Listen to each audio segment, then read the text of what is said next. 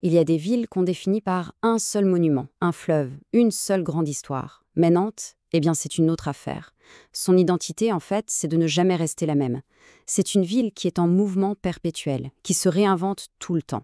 Alors ce qu'on va faire, c'est plonger ensemble pour essayer de comprendre comment Nantes est devenue cette incroyable cité des métamorphoses.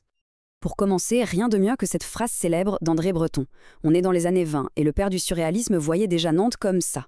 Comme un lieu où tout est possible, une ville où l'inattendu peut arriver à chaque coin de rue. C'est dire si cette image de ville créative et inspirante vient de loin. Ça donne vraiment le ton de ce qu'on va explorer. Et cette réputation, elle n'a fait que grandir, bien au contraire. Au XXIe siècle, les titres s'accumulent. Regardez un peu. Ville la plus agréable d'Europe, meilleure ville où travailler, capitale verte, capitale de l'innovation. Ça brosse le portrait d'une métropole au top. Mais ça amène une question, forcément. Comment une ancienne ville portuaire avec un passé si complexe a-t-elle bien pu réussir une transformation pareille? Pour le comprendre, il faut remonter à la source. Et la source, pour Nantes, c'est l'eau. Toute son histoire, en fait, est forgée par le fleuve, celui qui a fait sa richesse et qui a sculpté son identité pendant des siècles. En fait, tout part de sa géographie. Il faut s'imaginer, Nantes est au confluent de 3 rivières et à seulement 50 petits kilomètres de l'océan Atlantique. Forcément, ça en a fait très tôt un carrefour absolument stratégique. D'ailleurs, ce n'est pas un hasard si les ducs de Bretagne ont installé leur château juste ici, sur les rives de la Loire, faisant de la ville un vrai centre de pouvoir. Et puis, on arrive au XVIIIe siècle. Là, c'est l'âge d'or de Nantes. La ville devient carrément le port le plus important de France. L'argent coule à flot et il finance une architecture absolument somptueuse qu'on peut encore voir aujourd'hui. Mais voilà, cet enrichissement spectaculaire a une phase beaucoup plus sombre. Car la fortune de la ville repose en très grande partie sur le commerce triangulaire et la traite négrière. Et Nantes en est la plaque tournante en France. 450 000. C'est un chiffre qui donne le vertige. C'est le nombre de personnes qui ont été déportées à bord de navires partis de Nantes. À lui seul, ce chiffre représente quasiment la moitié de toute la traite négrière française. C'est une part énorme de cette histoire, un héritage d'une lourdeur extrême que la ville a depuis commencé à regarder en face, notamment avec la construction du mémorial de l'abolition de l'esclavage. Et cet héritage, il n'est pas juste dans les livres d'histoire. Il est gravé dans la pierre. Quand on se promène aujourd'hui, les magnifiques hôtels particuliers des armateurs sur le quai de la Fosse ou les fameuses façades penchées de l'île Feydeau, eh bien tout ça a été financé directement par cette économie. La beauté de la ville est donc indissociable de son histoire la plus douloureuse.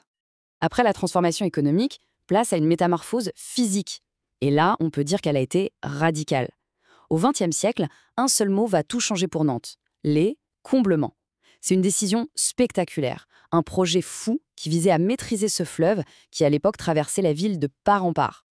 Il faut bien comprendre, avant les années 1920, Nantes portait le surnom de Venise de l'Ouest. C'est dire, des bras de la Loire et de l'Erdre coulaient en plein centre-ville. C'était une ville d'îles et de canaux. Mais pour lutter contre les inondations et pour moderniser la circulation, la ville a fait un choix radical: combler ses cours d'eau. Et donc là où l'eau coulait, aujourd'hui, on a des boulevards. Le visage de la ville, son âme même, en a été changé pour toujours.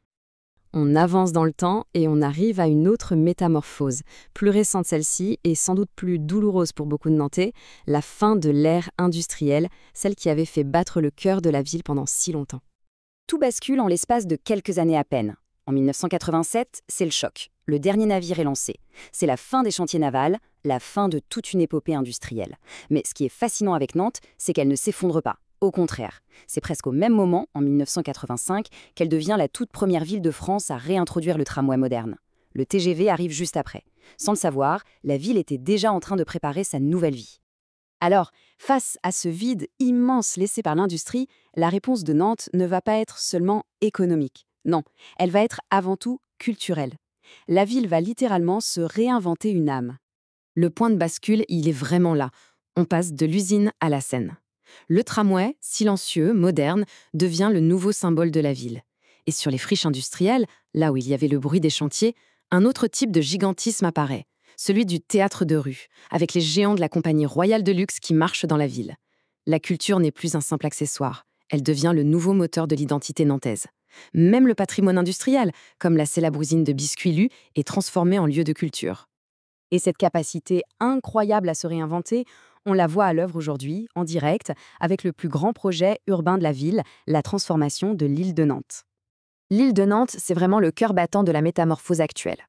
Il faut imaginer, 337 hectares, c'est une superficie immense en plein centre-ville, qui était autrefois couverte d'entrepôts et de chantiers navals. L'idée, ce n'est pas de tout raser pour oublier le passé. Non, c'est de construire l'avenir dessus en transformant cette cicatrice industrielle en un quartier modèle pour le XXIe siècle. Et l'objectif, ce n'est pas juste de créer un quartier résidentiel d'un côté et un quartier d'affaires de l'autre. Non, c'est un vrai mélange.